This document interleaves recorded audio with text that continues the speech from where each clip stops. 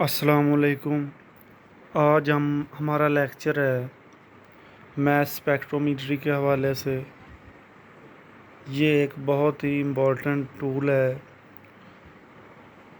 Organic molecule की determination के लिए। सबसे पहले हम जानते हैं कि हम मैथ स्पेक्ट्रोमीट्री को किस लिए इस्तेमाल करते हैं। Why mass spectrometry is important.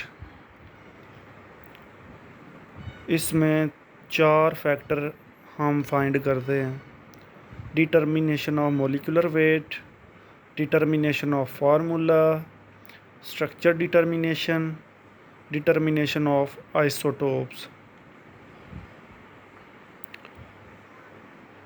Introduction to mass spectrometry.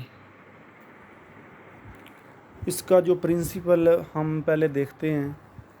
A charged particle moving in magnetic field is deflected.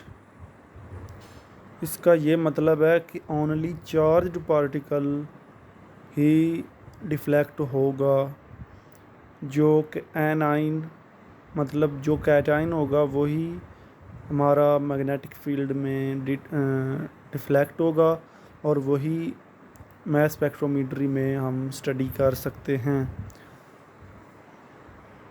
Remember, math spectrometry is not spectroscopy technique as UV visible, NMR and IR, क्योंकि इसमें हम light source का इस्तेमाल नहीं करते, इसलिए हम इसे स्पेक्ट्रोस्कोपी नहीं कहते, स्पेक्ट्रोमीट्री कहते हैं।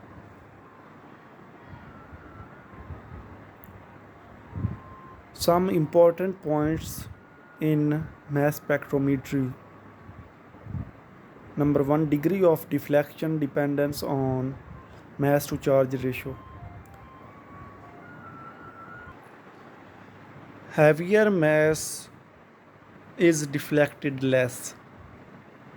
जिसका जितना ज़्यादा मैस होगा जिस फ्रैगमेंट का, वो डिफ्लेक्ट कम होगा और उसकी पीक सबसे आखिर पर शो होगी। More charge is deflected more. Neutral and free radical species are invisible in mass spectrometry. Only ionized and charged particle show deflection. इस स्लाइड में हम देखते हैं कि हमारे पास 2 तरह की पॉसिबिलिटीज़ हैं।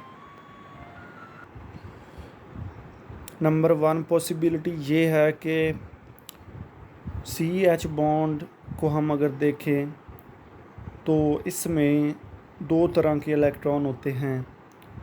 कोर इलेक्ट्रॉन, वो इलेक्ट्रॉन कार्बन के जो बॉन्डिंग में हिस्सा नहीं लेते उसे हम कोर इलेक्ट्रॉन कहते हैं, और वो इलेक्ट्रॉन जो बॉन्डिंग में हिस्सा लेते हैं उन्हें हम बॉन्डिंग इलेक्ट्रॉन्स कहते हैं। जो बॉन्डिंग इलेक्ट्रॉन हैं वो 2 होते हैं। इसमें एक बॉन्डिंग इलेक्ट्रॉन हाइड्रोजन एटम का है और दूसरा जो है वो कार्बन का है। इलेक्ट्रॉन बीम गन से हम जब इलेक्ट्रॉन बीम को एक मॉलिक्यूल के ऊपर फॉल करवाते हैं, 2 पॉसिबिलिटीज़ हो सकती हैं। या तो वो कोर इलेक्ट्रॉन को नॉकआउट करवा दे और या वो बॉन्डिंग इलेक्ट्रॉन को नॉकआउट करवा दे। तो ये दोनों ही पॉसिबिलिटीज़ होती हैं। जब वो कोर इलेक्ट्रॉन को कराएगा तो वो मॉलिक्यूलर आयन बनेगा, और जब वो एक बॉन्डिंग इलेक्ट्रॉन को कराएगा तो वो हमारे पास कार्बोकैटायन बन जाएगा और हाइड्रोजन जो है वो अपना इलेक्ट्रॉन लेकर निकल जाएगा। मतलब कि वो डिटेक्ट नहीं होगा, बिकॉज़ हाइड्रोजन में प्रोटॉन और न्यूट्रॉन इक्वल होते हैं, इसलिए ये न्यूट्रल स्पीशीज़ है और ये डिटेक्ट नहीं होगी हमारे डिटेक्टर में, मैथ स्पेक्ट्रोमीट्री में। इसलिए ये निकल जाएगा, आगे डिटेक्टर में नहीं शो होगा, और जो बाकी बचता है का मॉलिक्यूलर आयन वो हम डिटेक्ट करते हैं मैथ स्पेक्ट्रोमीट्री में।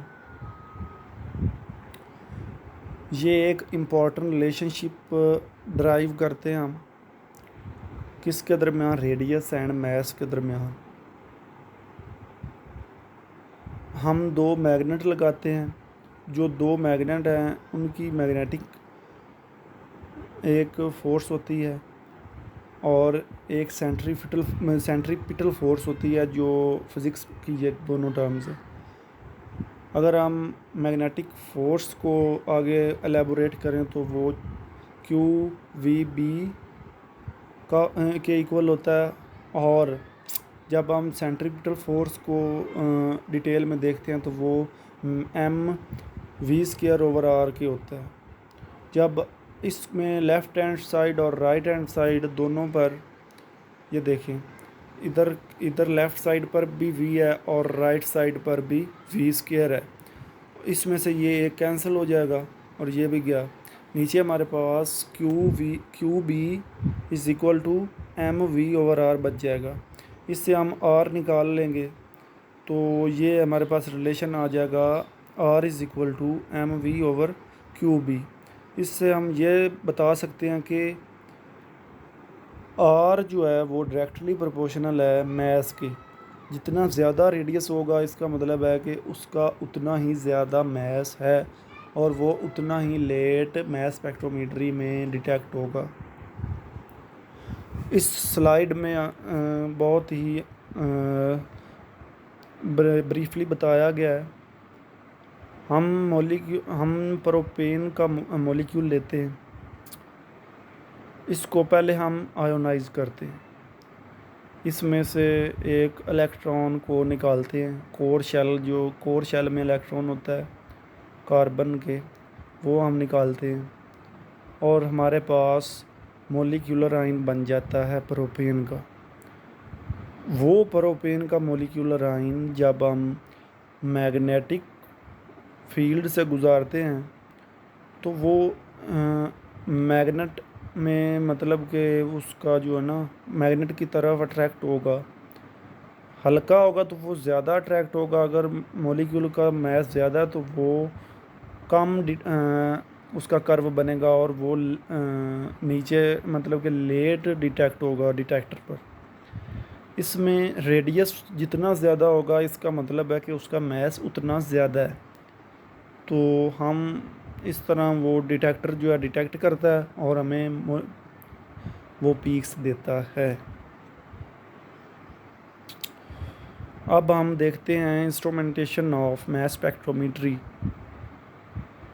इसमें 6 कंपोनेंट लगे होते हैं।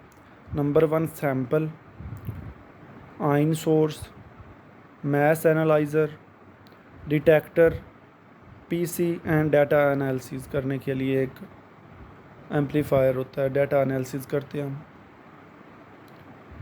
ये मास स्पेक्ट्रोमीटर का एक इंस्ट्रूमेंट दिखाया हुआ है।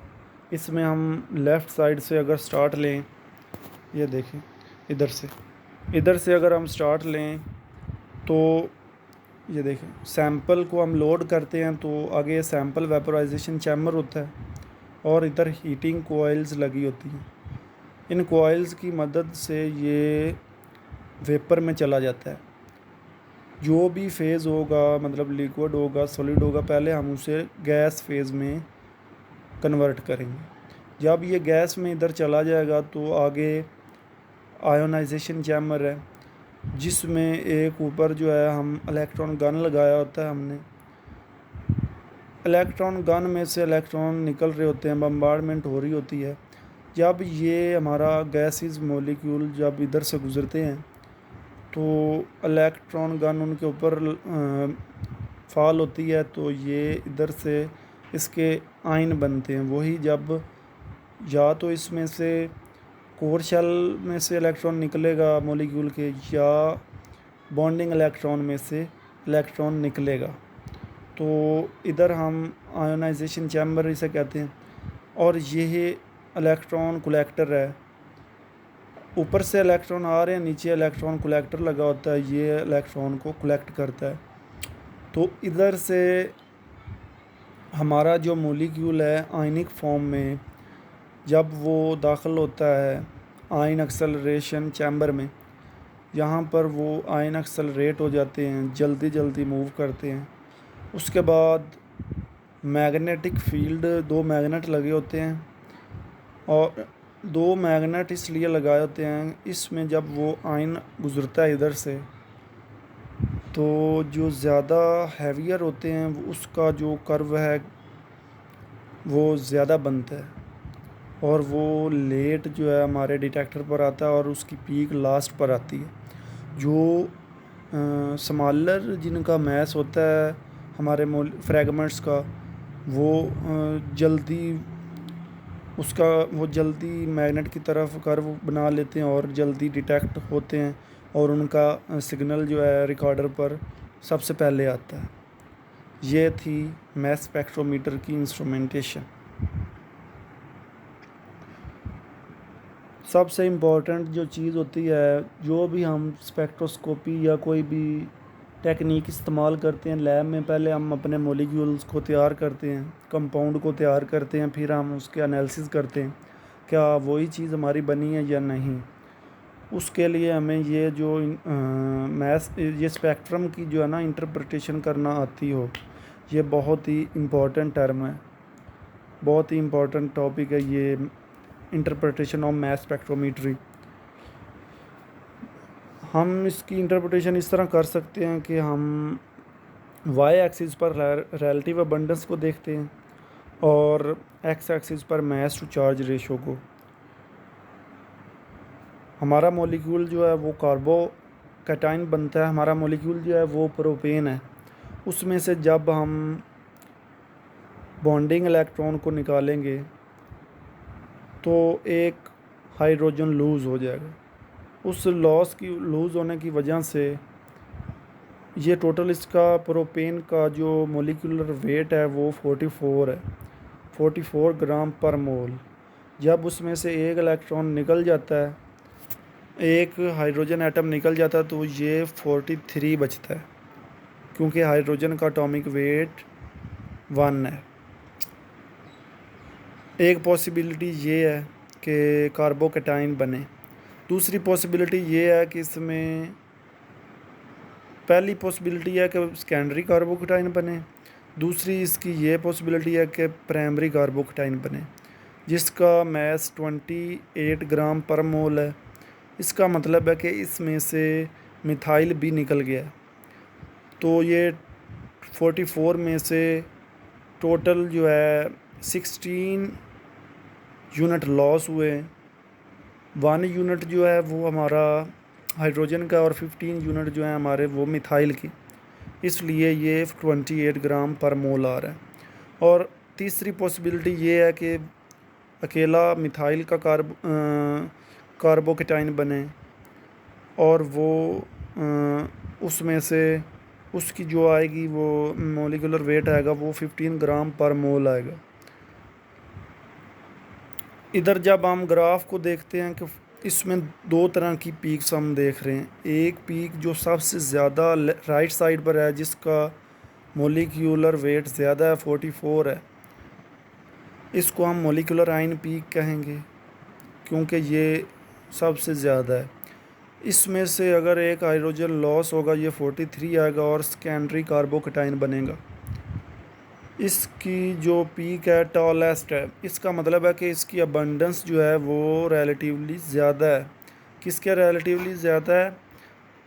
प्राइमरी कार्बोकैटायन और मिथाइल कार्बोकैटायन के। ये रिलेटिव अबंडेंस ज़्यादा, क्योंकि हमने ये पढ़ा हुआ है कि secondary carbocation more stable than primary carbocation. और इस तरह हम रिलेटिव अबंडेंस और उसके mass to charge ratio find कर लेते हैं।